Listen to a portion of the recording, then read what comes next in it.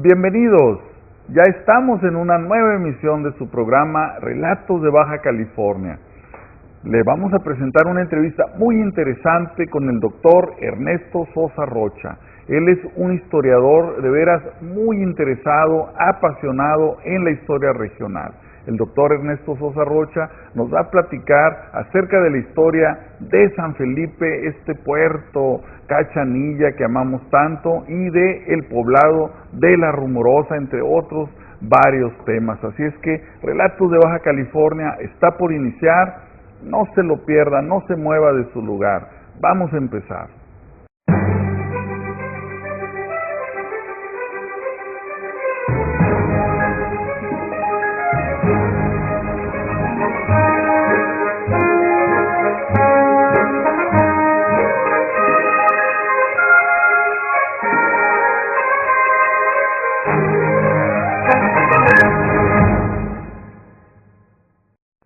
Bueno, doctor Ernesto Sosa Rocha, agradecerle por esta oportunidad de participar en el programa Relatos de Baja California y bueno, empezar por el principio, preguntarle acerca de sus orígenes familiares, de su primer barrio Cachanilla, por favor. Muy bien, mi padre es Alfonso Sosa Zapata y mi madre es Marina Rocha Miranda. Ellos son oriundos de San Luis Potosí.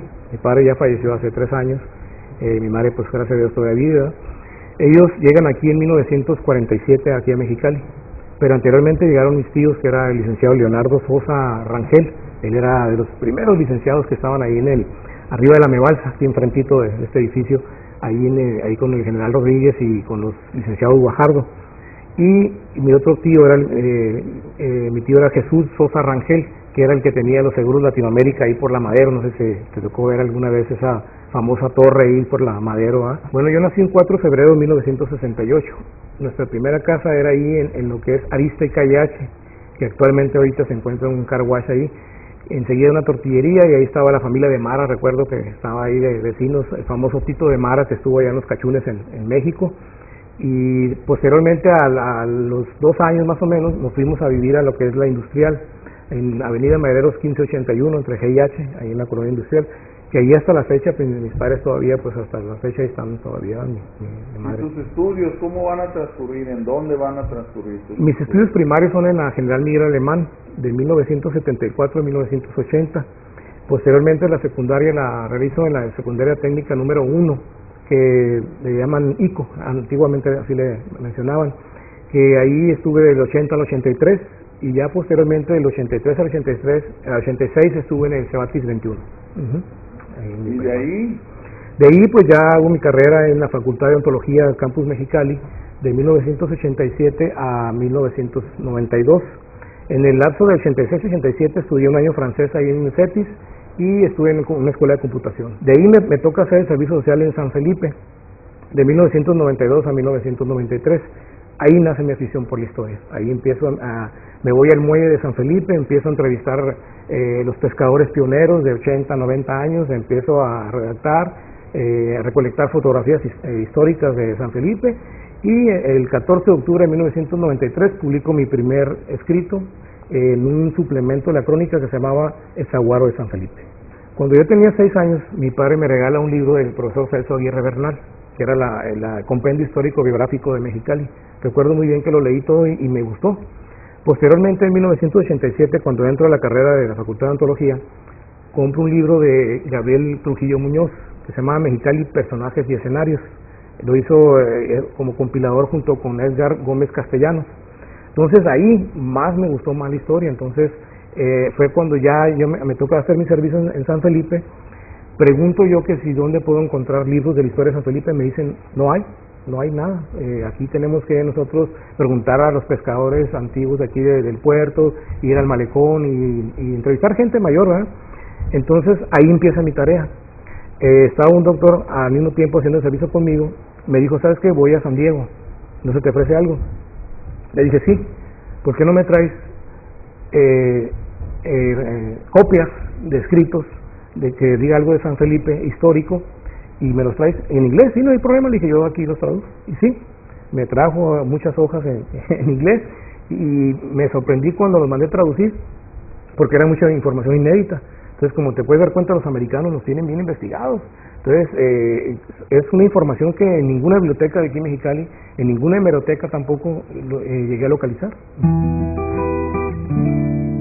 Estás viendo Relatos de Baja California.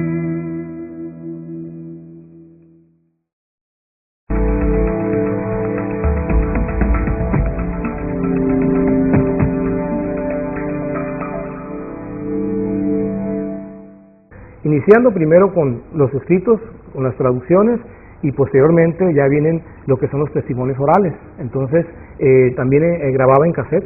A ver, me agarraba un pescador, a ver, señor, cuénteme toda su biografía, toda su historia. Entonces ya empezaban a contarme. Gran parte de toda esa información histórica que me daban esos pescadores, después yo lo comprobaba con documentos, con fotografías, con otros mismos pescadores que anduvieron con ellos en los barcos, por ejemplo, pescando. Y sí, efectivamente era información fidedigna. Entonces fue cuando seguí investigando. Entonces, inicialmente yo, el primer libro que hago de San Felipe se llama Expediciones del Coronel Esteban Cantú del Puerto de San Felipe.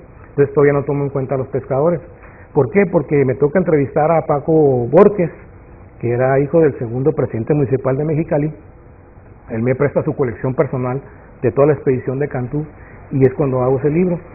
Entonces, como ya tenía mucho material de pescadores, fue cuando ya me dicen en San Felipe, oye doctor, pues siga, ¿por qué no sigue investigando la historia de San Felipe? Porque nos gustó mucho el primer ejemplar. Y es cuando decido hacer el segundo libro, que se llama Reseña histórica de la pesca en el puerto de San Felipe, donde ahí narro todo lo de la pesca de la totoaba, el auge que tuvo, por ejemplo, la pesca del tiburón en la Segunda Guerra Mundial, donde mucha gente desconocía que con la aleta de tiburón, pues es un platillo muy costoso en lo que es en Japón, en los orientales también, y aparte con el aceite del hígado de tiburón, hacían vitamina para mandárselo a los soldados en la Segunda Guerra Mundial. Entonces mucha gente no sabía por qué ese auge de los 40 desplazó la pesca a la totoaba, que también ya tenía un auge bastante fuerte. Expediciones del Coronel Esteban Cantú. Aquí la portada pues es San Felipe de Jesús. San Felipe de Jesús es el verdadero nombre del puerto San Felipe, en honor al primer santo mexicano, que era Felipe de las Casas Martínez. Por eso lo quise poner como portada en mi primer libro a San Felipe de Jesús. Lo que pasa es que el Coronel Cantú, como tenía estudios de cartografía, él empezó a explorar lo que era el Distrito Norte de la Baja California. Entonces, debido a sus estudios, él como tenía esos estudios de cartografía, aparte que le gustaba mucho el mineral, él era muy amante de buscar minas y todo, que inclusive fue el dueño de la mina de azufre que estaba en San Felipe, él era el dueño de la salina que estaba ahí en las salinas de Ometepec, acerca de lo que era la famosa bomba, donde era el antiguo embarcadero, donde llegaban los barcos de vapor de La Pasita y el río Colorado. Entonces el Coronel Cantú, como ya vio con buenos bríos en la zona de San Felipe, decide hacer el primer camino. Pero la primera expedición la realiza en 1916. No llega hasta San Felipe, se le acaban los víveres, el alimento. Entonces llega a una zona que le dicen el Condensador o la Ventana, actualmente. Posteriormente, en 1917, llega a lo que es el Arroyo de las Almejas, ahorita es conocido como el Pitts Camp o el Campo del Paraíso. Y ya en 1918 llega hasta San Felipe. Entonces ya cuando llega a San Felipe se pone a pescar, de hecho pescó media tonelada de totoaba, ahí está la narración de su testimonio, donde él dice que se pone a pescar y que era demasiada totoaba la que había en la zona del Mar de Cortés y más pegado a lo que es el río Colorado, a la desembocadura, porque nosotros sabemos que la totoaba va a desovar al agua dulce. Este libro apareció exactamente en el 99. En el 99. De ahí le va a seguir este otro. Así es, de ahí sigue lo que es Reseña histórica de la pesca en el puerto San Felipe, volumen 2. Este aparece el siguiente año, en el 2000. Este libro celebró los 75 años del puerto San Felipe. Lo presenté un 5 de febrero del 2000. Entonces, porque San Felipe es de 1925. Entonces, me comentó el delegado en ese tiempo, como doctor, sería muy bueno pues hacer algún evento grande y a la vez pues a lo mejor una publicación. Y sí, me puse a checar mis artículos de que escribía en el periódico, mis archivos personales, todo lo que había entrevistado, y fue cuando decido hacer este libro, ¿no? Que inclusive aquí tenemos una foto del doctor Jorge Ramírez López con su servidor y el doctor Salvador Vizcarra Chum, que era el jefe del archivo histórico del gobierno del estado. Aquí estamos en una conferencia que vimos el doctor Ramírez y su servidor, él sobre la historia de Tecate y yo di una conferencia sobre la historia de la Rumorosa, ahí en lo que es el Palacio de Gobierno. Entonces, en concreto, ¿por qué se va a establecer esa fecha fundacional? Muy bien, él se basa en que el 5 de febrero es el martirio de San Felipe Jesús, el santo que mencioné de mi primera portada, que fue un 5 de febrero de 1597. Entonces, en 1925 se basa él en ese año porque es el año donde Octavio Vega Ruiz lo nombran como el primer subdelegado del puerto San Felipe, por órdenes del general Abelardo L. Rodríguez, que en ese tiempo era el gobernador del Distrito Norte de la Baja California. Así es. Entonces son dos fechas en las que se basan para la fecha de fundación dentro del simposio que se lleva en octubre del 1991, perdón. En el 91 así se es, desarrolla así es, el simposio. Estás viendo Relatos de Baja California.